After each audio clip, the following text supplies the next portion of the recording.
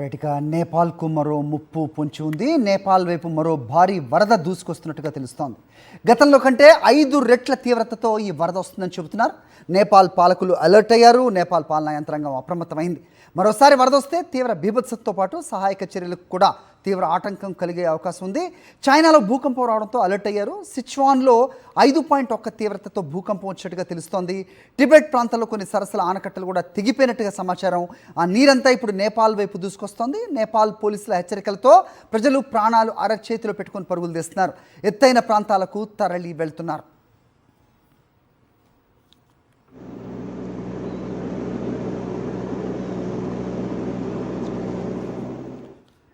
ఇదే అంశంపై అప్డేట్స్ మా కరెస్పాండెంట్ వెంకటేష్ ఢిల్లీ నుంచి ఇస్తారు. వెంకటేష్ చెప్పండి. సో మరొక విపత్తు వస్తున్నట్టుగా కూడా తెలుస్తోంది.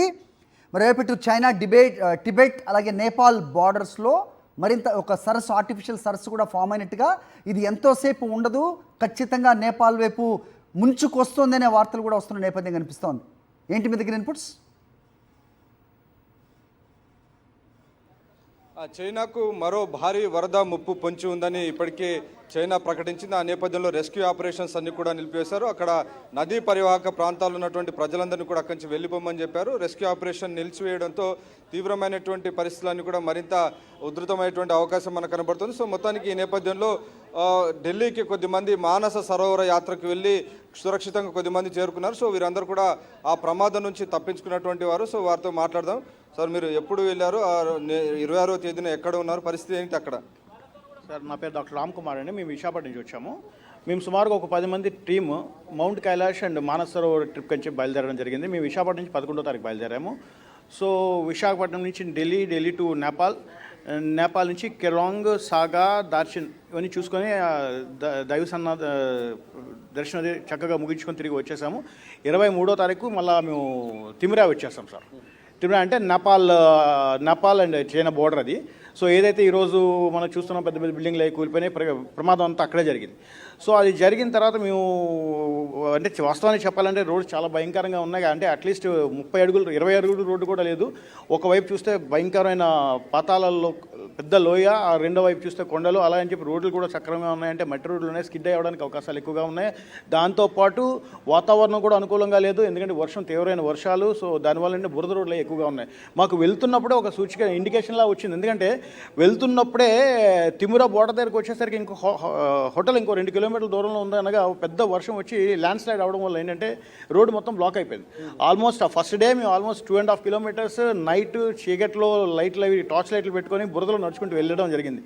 సో ఆ విధంగా టిబెట్ ఎంటర్ అయ్యాము. దేవుడి దయ వల్ల యాంత్రంతా పరిపూర్ణం చేసుకొని రిటర్న్ వచ్చేసాము. సాగా నుంచి వచ్చేసిన తర్వాత మేము సాగా చూసుకుని తిమిరా నేపాల్ ఎంటర్ అయిపోయిన తర్వాత ముక్తినాథ్ వెళ్ళి రిటర్న్ వస్తున్నప్పుడు మాకు మా డ్రైవర్ చెప్పడం జరిగింది. సో మీరు అందరూ చాలా సేఫ్ అయ్యారు సార్, ఎందుకంటే ఇప్పుడు ఒక 45 మినిట్స్ బ్యాక్ చాలా పెను ప్రమాదం జరిగింది, కొన్ని వందల మంది మిస్ అయ్యారు అని చెప్పడం జరిగింది. సో మీ గ్రూప్లో ఎంతమంది మీకు తెలిసిన వాళ్ళు ఎవరైనా మిస్ అయ్యారు? అంటే యాక్చువల్గా మా బ్యాచ్లో మేము అది లీఫ్ ట్రావెల్స్ దగ్గర నుంచి వెళ్ళాం. లీఫ్ ట్రావెల్స్ దగ్గర నుంచి మొత్తం 44 మెంబర్స్ మా బ్యాచ్ మొత్తం వెళ్ళాం. మేము 44 మెంబర్స్ సేఫ్గానే రీచ్ అయ్యాం. కానీ second slot and second batch మాట 54 మెంబర్స్ ఎవరైతే మా నెక్స్ట్ బ్యాచ్ మేము అయితే డౌన్ అవుతున్నాం, సాగా నుంచి టిబెట్ నుంచి డౌన్ అవుతున్నాం. వీళ్ళైతే ఎవరైతే కనుక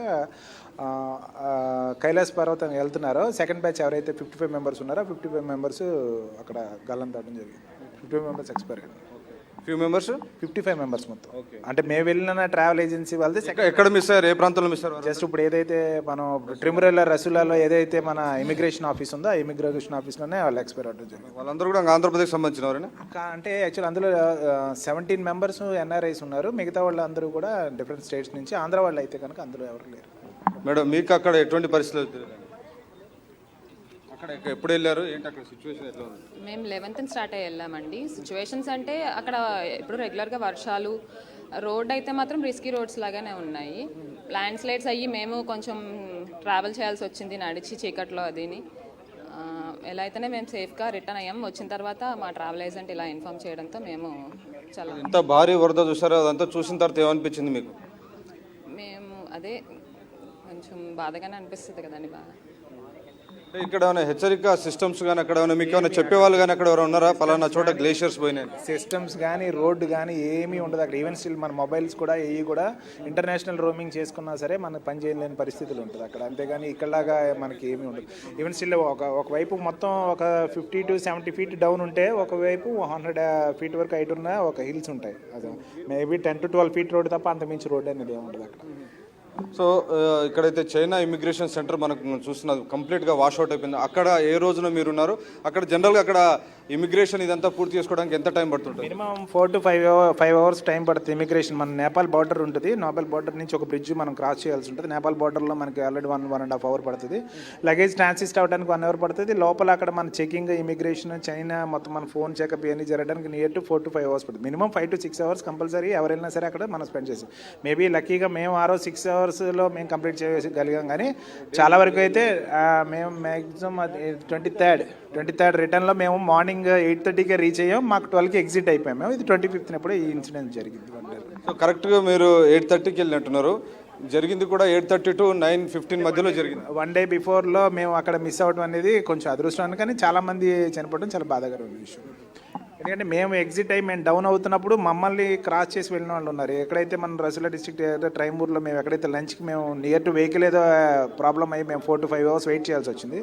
ఈషా బ్యాచ్ ఎవరైతే ఇప్పుడు 80 members ఎవరైతే చనిపోయారో మ్యాక్సిమం ఆ బ్యాచ్ దగ్గరే వాళ్ళే 5 to 6 buses వెళ్ళి మేము ఎక్కడైతే అక్కడ స్టే చేసామో ఇప్పుడు అయితే కనుక అది మొత్తానికి వారందరూ మీకు కలిసారా? వాళ్ళందరూ అంటే జనరల్గా అంటే అక్కడ ఎవరు వెళ్ళినప్పుడు మనం కలిసి మాట్లాడాం. అందులో వైజాగ్ వాళ్ళు ఉన్నారు, వాళ్ళు సేఫ్గానే ఉన్నారు. మా డాక్టర్ గారు ఫ్రెండ్ ఒక క్లాస్మేట్ ఆయన కూడా ఉన్నారు, వాళ్ళందరూ సేఫ్గానే ఉన్నారు. మిగిలిన వాళ్ళు నేటు 80 members ఉంటారు విశాఖపట్నం డిస్ట్రిక్ట్ కూడా. అంటే ఎంత ఎర్లీ మార్నింగ్ ఇమిగ్రేషన్ సెంటర్ కావాల్సి ఉంటుంది? ఎన్ని గంటలకు ఓపెన్ అవుతుంది? చాలా తొందరగా మార్నింగ్ 10 o'clock ఇమిగ్రేషన్ ఓపెన్ చేస్తారు. కానీ అది టైం షెడ్యూల్ అంటూ అనేది ఏమి ఉండదు. మేబీ ఒక రోజు మార్నింగ్ మనం 10 o'clock నుంచి మనం వెయిట్ చేస్తే ఈవినింగ్ 5కి మనకి ఎంట్రీ రావచ్చు. లేదు 10 o'clock వెళ్తే 10:30కి అవ్వచ్చు. అది ఎప్పుడు అవుతుంది అనేది మనం చెప్పలేము. అక్కడ బేస్డ్ ఆన్ దట్ అక్కడ ఉన్న సిచ్యువేషన్ బట్టి వాళ్ళు తీసుకున్న డెసిషన్ తప్ప మన చేతిలో ఏమి ఉండదు. ఎనీ టైం ఎంతమంది ఉండొచ్చు అక్కడ? ఎందుకంటే చాలా మంది కంప్లీట్గా అది సమాధి అయిపోయింది, జల సమాధి అయిపోయింది. మినిమం ఓన్లీ పోర్టర్సే ఒక 30 to 40 members ఉంటారు. లగేజ్ ట్రాన్సిట్ చేసే పోర్టర్స్ 40 to 50 members ఉంటారు. మొత్తం మీద ఆ బిల్డింగ్లో ఎప్పుడు కూడా ఒక 300 members అయితే మినిమం ఉంటారు. మినిమం 300 members ఉంటారు. సో మీరు చాలామంది చెప్తున్నారు సార్ గ్లేషియర్స్ కుప్పకూలడం వల్లే ఈ రకమైనటువంటి పరిస్థితి. ఎట్లా ఉంది అక్కడ గ్లేషియర్స్ కనుక మీరు చూస్తే? మాకు చూస్తుంటే హిమపర్వతాలు అనేవి చాలా అందంగా కనిపించినాయి సార్. సో యాక్చువల్గా వెళ్తున్నప్పుడు చూస్తే మంచు పర్వతాలు చూస్తే చాలా ఆనందం కలిగించేది. కానీ ఇప్పుడు అదే మంచు పర్వతాలు చూస్తే మాకు భయం వేస్తుంది, చెమటలు పడుతూ ఉన్నాయి. ఎందుకంటే దానివల్ల ఇంత పెను ప్రమాదం ఉంటుందని ఎవరు ఎక్స్పెక్ట్ చేసి ఉండరు. సో ఆ అందాలను చూడడానికి వెళ్ళి ఆ వాటిని చూస్తేనే భయపడే సిచ్యువేషన్లోకి ఈరోజు మేము వచ్చామండి. అంటే సార్ మీకు అక్కడ వార్నింగ్ సిస్టమ్స్ ఏమన్నా మీకు చెప్పేవాళ్ళు కానీ గైడ్ చేసేవాళ్ళు కానీ ఉంటారు? ఎందుకంటే కొన్ని నిమిషాల వ్యవధిలోనే ఈ రకమైనటువంటి ప్రమాదం జరిగింది. లేదు సార్, అటువంటి అలర్ట్ చేయడం కానీ ఏమీ లేదు. అంటే వాస్తవానికి చెప్పడానికి అటువంటి అవకాశం కూడా ఐ డోంట్ థింక్ సో ఉండకపోవచ్చు. సో అలామింగ్ లేదు. కాకపోతే నేను వాస్తవానికి రోడ్స్ గట్లా డెవలప్ చేస్తే 100% ఇంత ప్రాబ్లం అయితే ఉండేది కాదని నా ఉద్దేశం అండి. రోడ్స్ అవి డెవలప్ చేస్తే ప్రాబ్లం ఉండకపోవచ్చు. అంటే సేఫ్టీ యాంగిల్లో కనుక చూస్తే అక్కడ మిమ్మల్ని తీసుకెళ్ళినటువంటి టూర్ ఆపరేటర్స్ నేపాల్ లోకల్సా లేకుంటే చైనాకు సంబంధించినటువంటి వాళ్ళు ఉన్నారా? ఎవరున్నారు మిమ్మల్ని ఈ టూర్ ఆపరేట్ చేసింది? మా టూర్ ఆపరేటర్ నేపాల్ ఆయన. సో టిబెట్ వరకు వెళ్ళిన తర్వాత నేపాల్ వాళ్ళు ఉన్నారు, తర్వాత చైనా ఆయన కూడా ఉన్నాడు మాతో పాటు. సో ట్రావెల్ ఏజెంట్ అయితే 100% ఆయన ఎంతవరకు ఎఫర్ట్స్ పెట్టాడో మొత్తం అంతా చేస్తాడు. ఎందుకంటే 100 మార్క్స్ వేయచ్చు ఆయనకి. ఎందుకంటే he is an genuine person and efficient candidate కూడా.